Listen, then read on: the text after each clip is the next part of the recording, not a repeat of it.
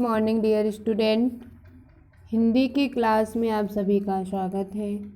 आज हम क्लास 4 में लेसन 9 का अध्ययन कराएंगे। लेसन 9 का नाम है बोल का मोल। बोल का मोल देखिए क्या है, इसे ध्यान से सुनना है, फिर उसके बाद में एक पेज लेख राइट करके दिखाना है। देखिए, एक आदमी बूढ़ा हो चला था। उसके 4 बेटे थे। चारों बेटे काम काज में तो ठीक थे, पर बोलचाल और आचरण में एक जैसे ना थे। पिता ने उन्हें कई बार समझाया, अपनी बोलचाल को सुधारो, अपनी बोलचाल को सुधारो। यदि ऐसा नहीं किया तो जीवन में सफल नहीं हो सकोगे, जीवन में सफल नहीं हो सकोगे।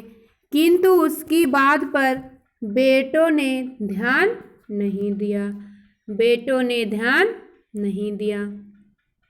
एक बार की बात है, सारा परिवार किसी लंबी यात्रा से लौट रहा था। उनके पास खाने पीने को कुछ भी न बचा था। उनका धन भी खत्म हो गया था। वे लोग भूख से परेशान हो गए। भूख से परेशान हो गए।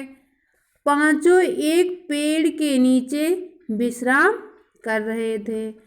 पांचों एक पेड़ के नीचे विश्राम कर रहे थे। तभी उन्हें एक व्यापारी अपनी बैलगाड़ी को हाँकते हुए आता दिखाई दिया। वह किसी मेले में अपना माल बेचने जा रहा था। उसकी बैलगाड़ी में तरह तरह के पकवान और मिठाइयाँ भरी थीं। बैलगाड़ी को देखकर बूढ़े ने अपने बेटों से कहा, जाओ व्यापारी से खाने का सामान मांगो।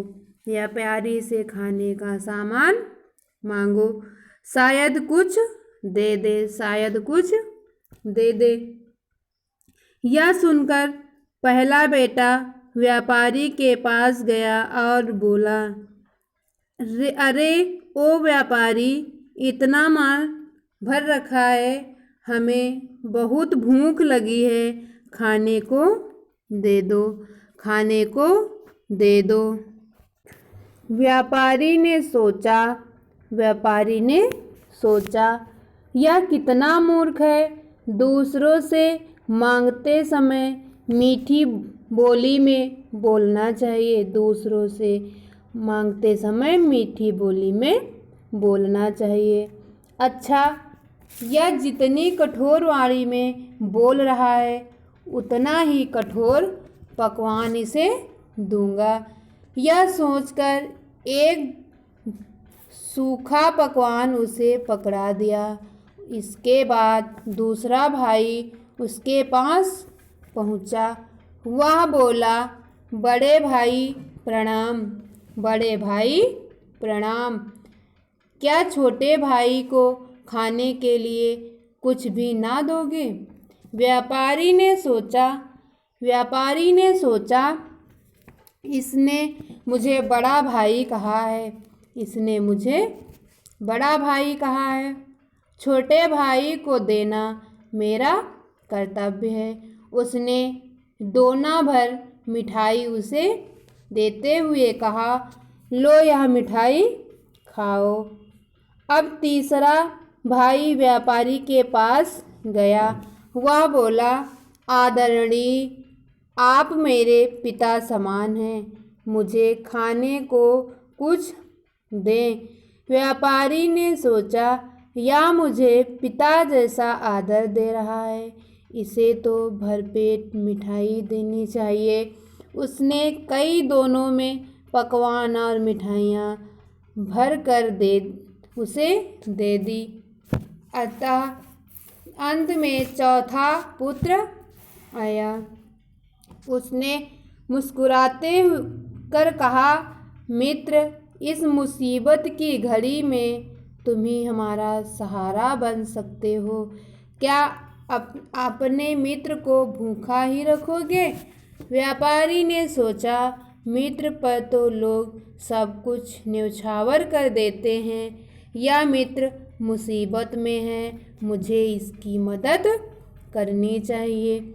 वह बोला, मित्र, इस गाड़ी में लदा सारा पकवान और मिठाइयाँ तुम्हारे लिए ही हैं, जितनी चाहें ले लो, ले जाओ।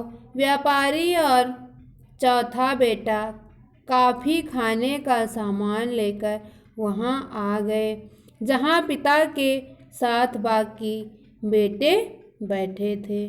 पिता ने उन सब से कहा, अब तुम अपनी अपनी मांगी हुई भोजन सामग्री की तुलना करो। जिसने जैसा बोला और जैसा आचरण किया उसे वैसा ही मिला। क्या अब भी बोल का मोल नहीं समझे? क्या अब भी बोल का मोल नहीं समझे? आज की क्लास में इतना ही। Thank you class.